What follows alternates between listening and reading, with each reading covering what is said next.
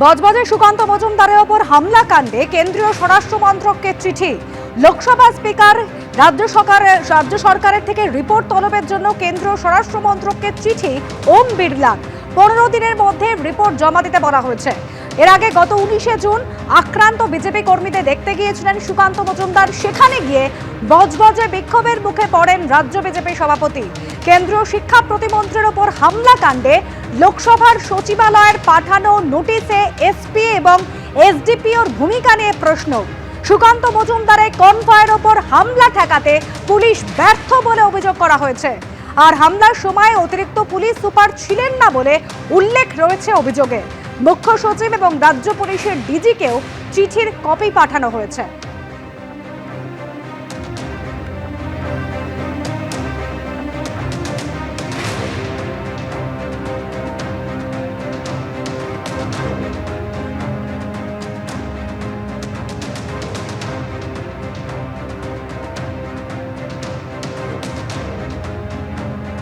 আর সুকান্ত মজুমদার তিনি নিজে কি বলছেন, তিনি অভিযোগ করছেন বারবার তাকে আটকানো হচ্ছে, অতি সক্রিয় পুলিশ এই কাজ করছে, আমার মৌলিক অধিকার ধ্বংস করা হচ্ছে।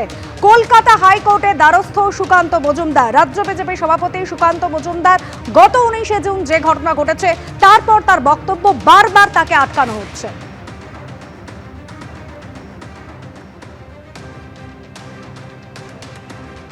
বারো তারিখ আমি কালীঘাট গেলে আমাকে ডিটেন করা হয়। 20 তারিখ যেদিন আমরা পশ্চিমবঙ্গ দিবস পালন করেছিলাম, সেদিন একজনের বাড়িতে দেখা করতে যাব, ডক্টর শুভ্র, তার বাড়িতে দেখা করতে যাব, তার জন্য আমাকে আটকানো হয়, যেহেতু তার বাড়িতে অভিষেক ব্যানার্জির বাড়ির পাশে। লাস্ট 28 তারিখে আমাকে আবার মিছিল করতে দিয়ে দেওয়া হয়নি এবং তুলে এনে গোটা রাত আমরা থাকতে বাধ্য হই লালবাজারে, সেটা আপনারা দেখেছেন।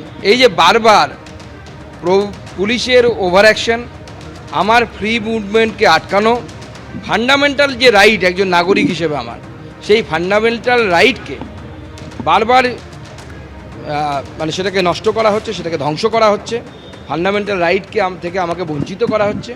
শুধু তাই নয়, ইললিগাল ডিটেনশন করা হচ্ছে। এর বিরুদ্ধে আজকে আমি মহামান্য আদালতে শরণাপন্ন হয়েছি। আমার বিশ্বাস আমি আইনের কাছ থেকে স্বস্তি পাবো। এই যে পুলিশের ইললিগাল ডিটেনশন, এই ডিটেনশন বন্ধ হওয়া উচিত, তাহলে তো গণতান্ত্রিক আন্দোলনই হবে না। মমতা বন্দ্যোপাধ্যায়ের নির্দেশে পুলিশ যে কাজ করছে সেই অনুসারে তো মমতা বন্দ্যোপাধ্যায় যখন অনশনে বসেছিলেন সিঙ্গুরে, প্রথম দিনই তাকে তুলে দেওয়া উচিত ছিল। নিজের বেলা আপনি একরকম আইন ভাববেন বা মনে করবেন, আর অন্যদের বেলা সেই আইন আপনি মানবেন না, এটা তো চলতে পারে না। আর ঠিক কি ঘটেছিল 19শে জুন? বজবজে সুকান্ত মজুমদার গিয়েছিলেন এবং সেখানে তার উপর রীতিমতো হামলা চালানো হয় বলে অভিযোগ করেছেন এবং তাকে লক্ষ্য করে জুতো ছোড়া হয়, তাকে লক্ষ্য করে অকথ্য গালিগালাজ করা হয়। সুকান্ত মজুমদার সেদিনই বিক্ষোভ দেখিয়েছিলেন, সেদিনই অভিযোগ জানিয়েছিলেন যে পুলিশের ভূমিকা নিয়ে তিনি প্রশ্ন তুলেছিলেন। লোকসভা স্পিকারকে ঘটনার পরপরই চিঠি দিয়েছিলেন রাজ্য বিজেপি সভাপতি। স্বাধিকার ভঙ্গের অভিযোগ তুলে ওম বিড়লাকে চিঠি দিলেন বালুরঘাটের সাংসদ।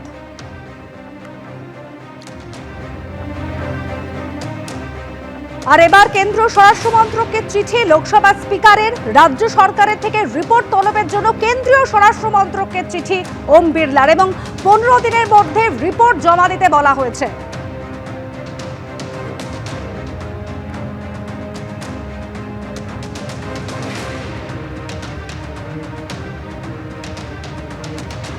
এই মুহূর্তে রাজ্যের প্রাক্তন পুলিশ কর্তা সলিল ভট্টাচার্য রয়েছেন আমাদের সঙ্গে।